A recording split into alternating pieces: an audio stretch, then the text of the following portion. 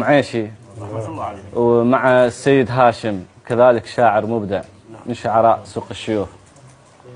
في يوم من الأيام كان أبو معيشي وسيد هاشم يمشون في الطريق. تعرفون اي قبل مو مثل هسه يعني بيت يم بيت او كذا وهاي، فمسافات يعني اكو. المدينه قليله اي.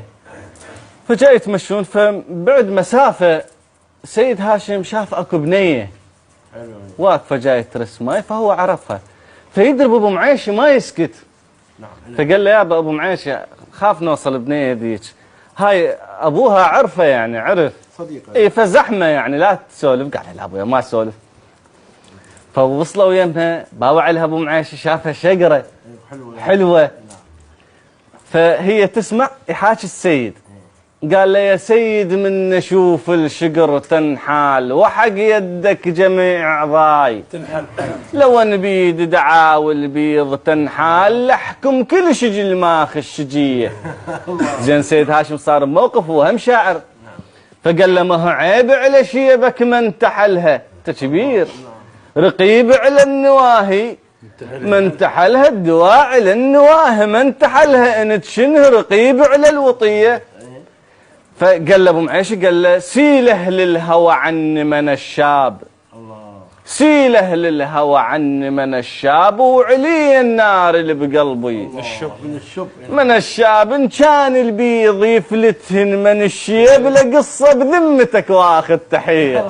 ذاك العصر كان اكو رجل صاحب جاه ومعروف بين اهله وبين عمامه وبين ناسه، متزوج عنده طفل، وزوجته حامل بالطفل الثاني الايام القريبه.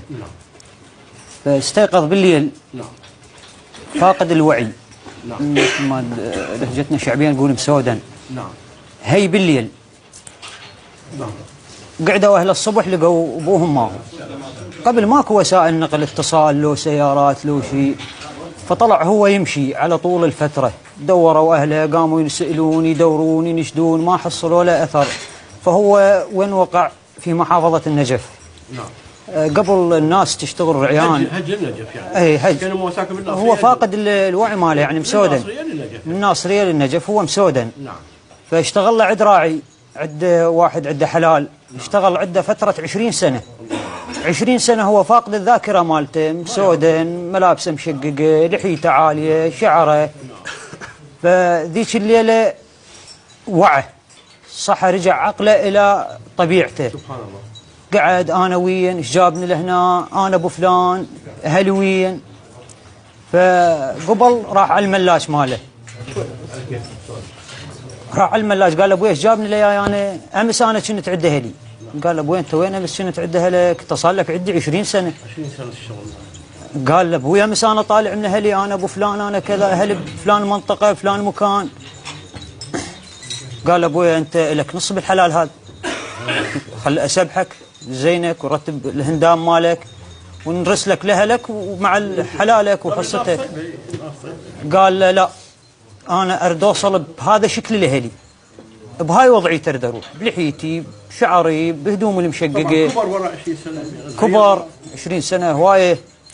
قال له اعطيني عنوانك الكامل وانا ابيع حصتك مال الحلال، شلون اراوسها وياك وانا الحقك. ناس طيبه قبل ما تنسى الفضل.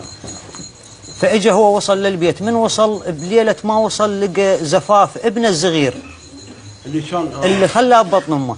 نعم. وصل اجى قعد، لقى الناس قاعده، طريقه المسودن، ما حد يحترمه، هو كامل عقله. فقعد ويا الجهال وقت العشاء، تعشى وما ادري شلون، ما حد عرفه، بس هو قام يعرف ويتذكر هذا ابنه، هذا ابوه، هذا عمه، هذا خاله، صديقه، جاره، قام يعرف الناس.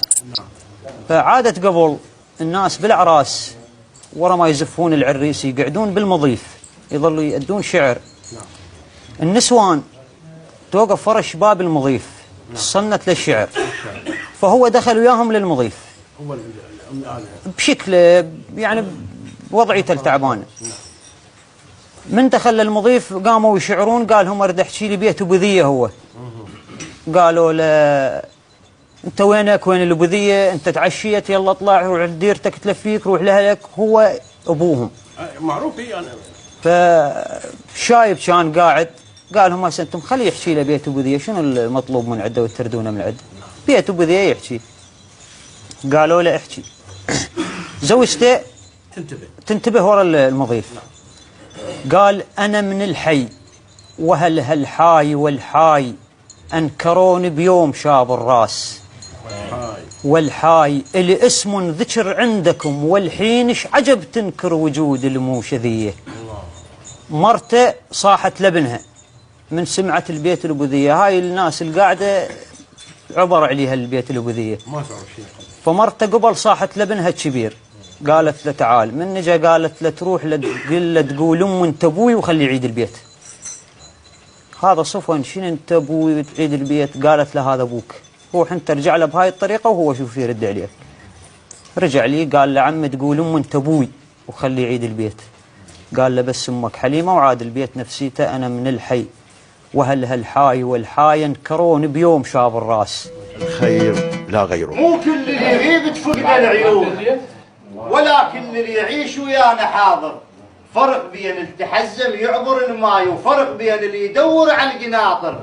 الزينة والكبار تريد خيال تريد التعب بيها وشار شاطر تريد الما تركها ويابها بزود تريد من صدق يمل النواظر. مو ياهل يجي بمحدده يريد يركب ويتشل بعد السواتر. ومعروفه الزينه دور الزين دواره. معروفه الزينه دور الزين دواره. معروفه الزينه دور الزين